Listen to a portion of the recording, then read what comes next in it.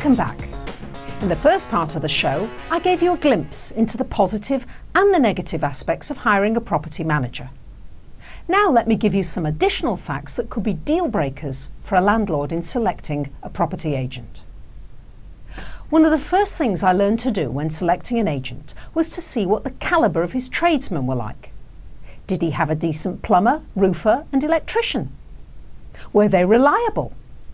How much were their average prices? One of the most frequent expenses a landlord can have with his property is plumbing.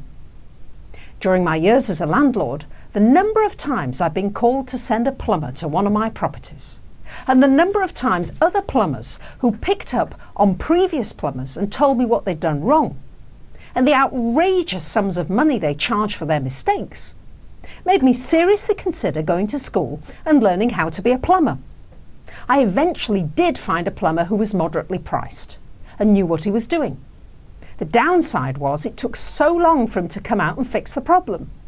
So if you get a property manager who seems reasonable, try to check out the tradesmen that he has on his books.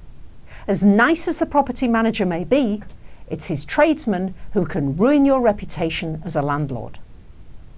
Now let's say that the tradesmen all check out. Now you're faced with an equally monumental task of checking out the capabilities of a prospective property manager. The laws of a country change frequently, and you, as well as your property manager, must keep on top of those changes. Your manager has to chase the rents, document everything, pay you the rent on time, and make sure that he's referenced the tenants properly and has accepted documents that are legally binding. Both you and the management agency have to keep on top of all the properties that you own, when the rents are due, when they're paid, when they're posted to your account, whether the correct amounts have been paid, that you have up-to-date agreements between yourself and the agency, that all your tax records are accurate.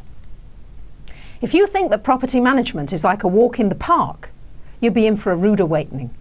There are complex tax issues, laws governing those taxes, laws concerning tenant rights, landlord rights and evictions and contracts. You need to be prepared to spend a great deal of time and energy as a property investor. It's not just a question of finding a wonderful property. You then have to make sure it remains so. A property manager may not know that the building is developing dry rot. He may not know that the wiring needs to be replaced. He may not know that there's subsidence to the building.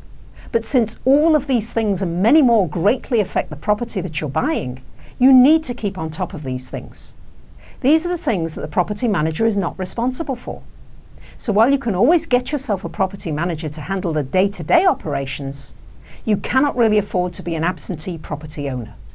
So to summarise, check out carefully the tradesmen on the property manager's books and ensure both you and your agent are up to date with the tax laws and your record keeping is up to date. I had a letter from last week's show. John S. writes, "You spoke about renters' insurance and getting replacement value for your belongings. I don't have valuable jewellery, but I do have a lot of computer equipment, electronic equipment that I've had over the years. Should I take out separate insurance on those things, or should I include them in the general policy?" Well, thank you for your question. Computer equipment or electronic equipment generally goes down in price over the years. So something that you might have paid, say, $5,000 for 5 years ago may now be able to be replaced for $2,500 or even less. So that might not be such a good deal.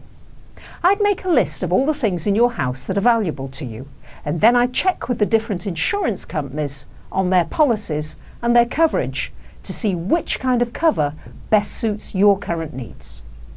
Next week, we'll be looking at real estate agents who are involved with the purchase and sale of properties. We'll cover it from the angle of you as the buyer and as the seller. See you next week.